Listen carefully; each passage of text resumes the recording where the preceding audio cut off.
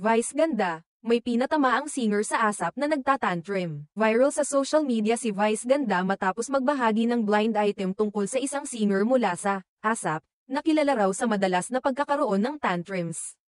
Sa isang episode ng It's Showtime, inamin ni Vice na hindi lahat ng mga singer ay maganda ang ugali sa harap ng kamera.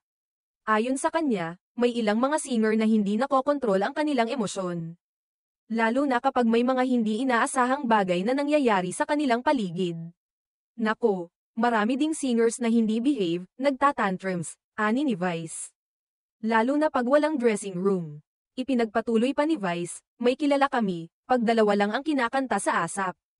Nagwawala kasi 4 na numbers, ang gustong kantahin, nagbigay pa siya ng biro kay OG Alcacid, isa niyang co-host, at tinanong kung maaari niyang i-verify ang kanyang blind item. Ngunit hindi pumayag si OG na magbigay ng komento o opinyon hinggil dito. Dahil dito, maraming mga netizens ang nagsimulang mag-isip kung sino ang tinutukoy na singer ni Vice. May mga nagsasabi na posibleng isang babae raw ang singer na pinag-uusapan ni Vice, at nagsimula silang magbigay ng mga hula at spekulasyon tungkol sa pagkakakilanlan ng singer na ito. Sa kabila ng pagiging cryptic ni Vice sa kanyang pahayag, naging malaking usapin ito sa social media. Marami sa mga tagahanga at netizens ang nagsimulang magbiro at magtanong kung sino ang singer na tila may attitude problem na ito. Naging mainit ang diskusyon sa mga comment sections ng iba't ibang posts tungkol kay Vice. Kung saan ang iba ay nagbigay ng kanilang sariling mga hula at pananaw base sa karanasan nila sa mga artistang nakatrabaho nila. Ang blind item na ito ay hindi ang unang pagkakataon na si Vice ganda ay naging viral dahil sa kanyang mga pahayag sa telebisyon.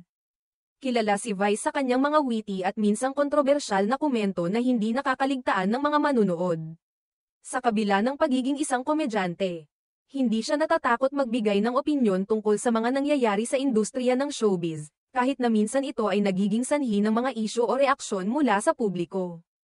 Bagamat hindi niya ipinahayag ang pangalan ng singer, malinaw na ang blind item ay isang paraan upang magbigay ng pansin sa isang ugali na nakikita ni Vice sa industriya.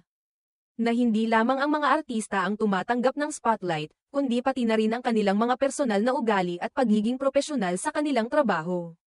Samantala, ang ganitong mga blind item ay kadalasang nagiging sanhi ng mga kontrobersya, ngunit ito rin ay isang paraan ng pagpapahayag ng mga opinyon at obserbasyon ng mga tao sa loob ng showbiz industry.